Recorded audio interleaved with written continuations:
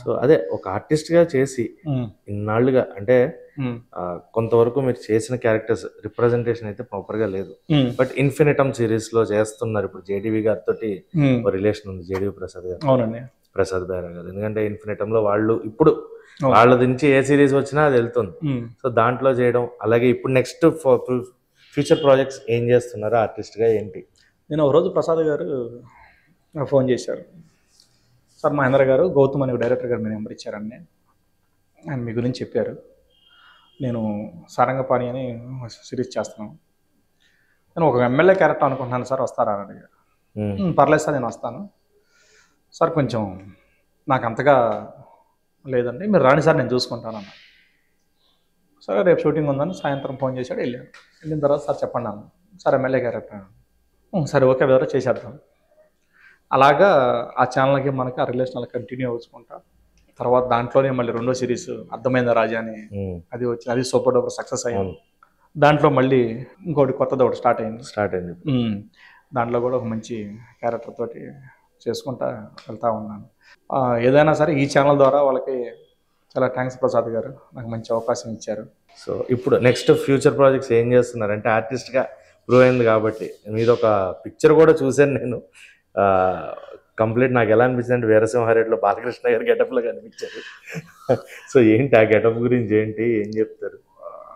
Getup మన villain role అండి. Okay, villain role, main role, main villain. చిన్న budget main villain అండి. Director గారు కూడా నా ఫ్రెండే. ఫస్ట్ నన్ను నమ్మాడు, నన్ను నమ్మటం కన్నా కూడా నా మీద సాహసం చేశాడు. దాన్ని ఎంతవాడికి నేను పోయా అనేది రేపు రిలీజ్ చూస్తాను. నెక్స్ట్ సమ్మర్కి రిలీజ్ ఆ సినిమా. ఇంకేం చేస్తున్నారు సార్ ప్రాజెక్ట్స్? ప్రాజెక్ట్ అంటే ఆర్టిస్ట్గా నేను సార్ ఒకటి, నేను ఎవరి దగ్గర దెబ్బడితే వాళ్ళ దగ్గర నేను వెళ్ళలేను. ఎందుకు వెళ్ళలేను అంటే, నాకు డైరెక్టర్లు చాలామంది ఫ్రెండ్స్ ఉన్నారు. ఈ రిలేషన్లో వెళ్ళి నేను ఇది కావాలని అడగలేను. వాస్తవంగా చెప్పాలంటే ఈరోజు నేను ఏ సినిమాలో ఏ క్యారెక్టర్ చేసినా, ఏ సోషల్ మీడియాలో ఏది చేసినా, నేను కొత్త వాళ్ళే నాకు అవకాశాలు ఇస్తున్నాను.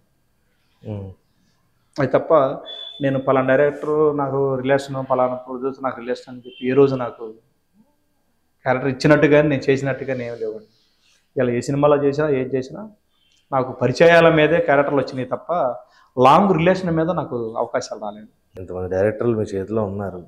ఆల్రెడీ మీరు వివిఎన్ గారి దగ్గర ఆయనతో రిలేషన్ ఉంది మీకు.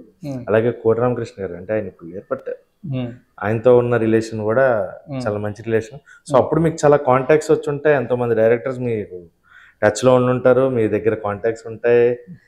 ఎందుకు మరి పెద్దవాళ్ళే పెద్ద డైరెక్టర్స్ని మంచి క్యారెక్టర్స్ ఇంకా చేసుకోవచ్చు కదా సార్? ఫస్ట్ ఆఫ్ ఆల్ ఒక డైరెక్టర్ నాకు ఇవ్వాలి అంటే నేను ప్రూవ్ అయ్యి రావాలి.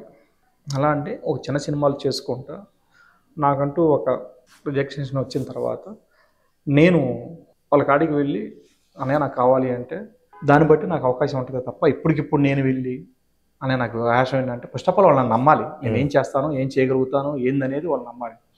వాళ్ళు నమ్మించే ప్రయత్నం నేనున్నాను ఇప్పుడు ప్రజెంట్. ఓకే, కానీ కంపల్సరీ మాత్రం ఎవరు బాగొట్టుకుంటారండి. లాంగ్ రిలేషన్ అనేది ఒకటి ఉంది కదా, మనోడికి ఒకటి ఏదైనా చేయాలరా మనం అడక్క ముందే వాళ్ళకు ఉంటుంది. కానీ వాళ్ళ కాడికి నేను వెళ్ళాలంటే నేను కింద స్థాయి నుంచి మళ్ళీ కష్టపడి కూడా రావాల్సిందే.